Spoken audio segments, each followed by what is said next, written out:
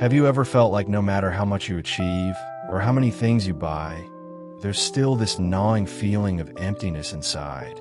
Like you're running on a hamster wheel, chasing the next promotion, the next paycheck, the next milestone, thinking, this will be the thing that makes me feel whole. And when you get it, the satisfaction is fleeting.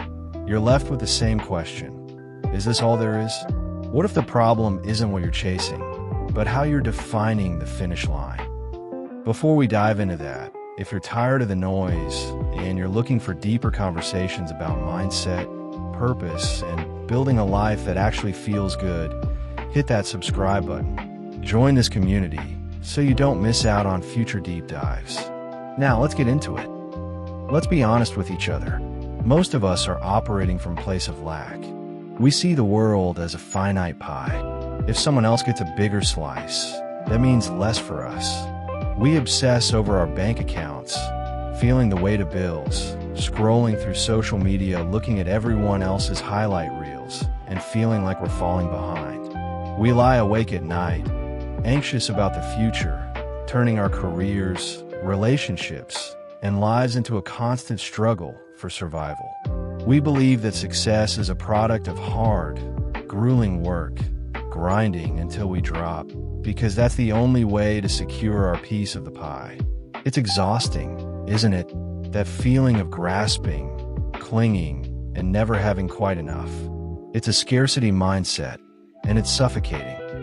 This is where the book The Art of Abundance by Dennis Merritt Jones completely changed my perspective.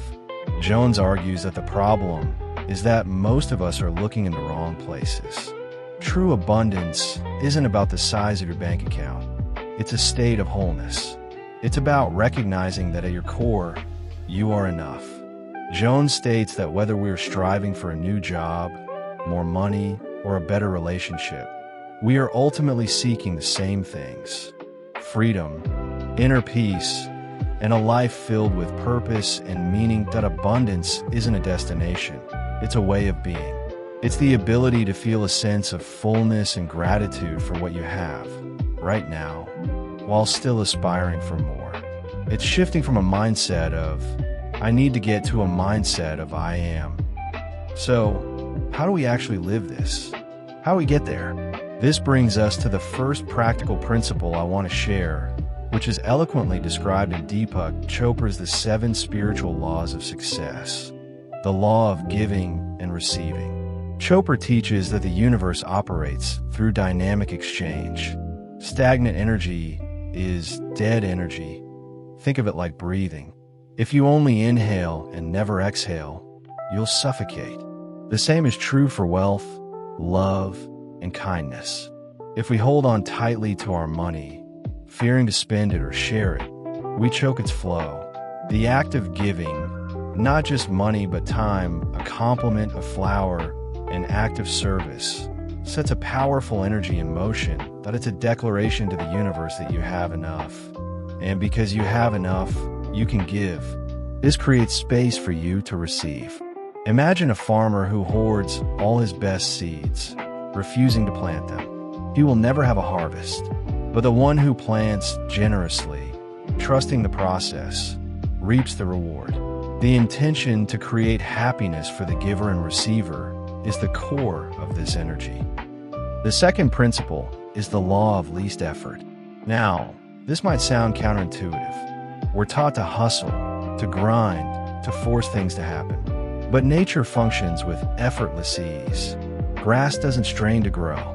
A river doesn't push the water to the ocean. It simply flows.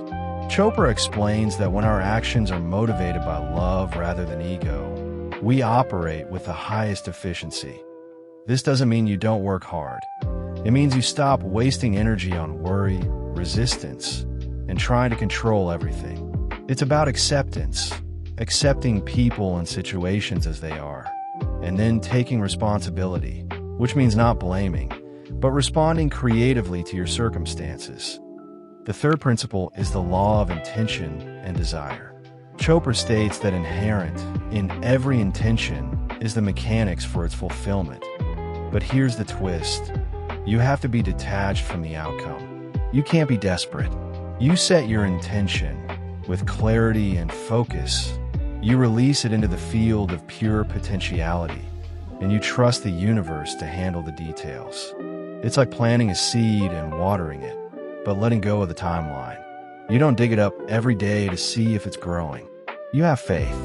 The key is to root your desire not in what you think you lack, but in a genuine passion for what you want to create. When your desire is for the benefit of others as well as yourself, the universe conspires to help you. The path to abundance isn't about accumulating more. It's about recognizing the infinite resource that you already are. It's about giving freely, accepting what comes your way with grace, and aligning your actions with your deepest intentions. It's about believing that there is more than enough for everyone, and that you are worthy of the goodness that life has to offer. If this resonated with you, if you're ready to stop clinging and start living, please subscribe to my channel. Join me as we explore more ideas like these to build a life of purpose and fulfillment. Hit that button right now, and let's continue this journey together. Thank you for listening.